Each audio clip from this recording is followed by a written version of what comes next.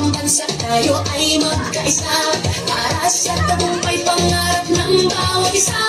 Mula sa hirap at pagsubok na dinaanan, pusong lumalaban at dito sinukuan mga pangarap na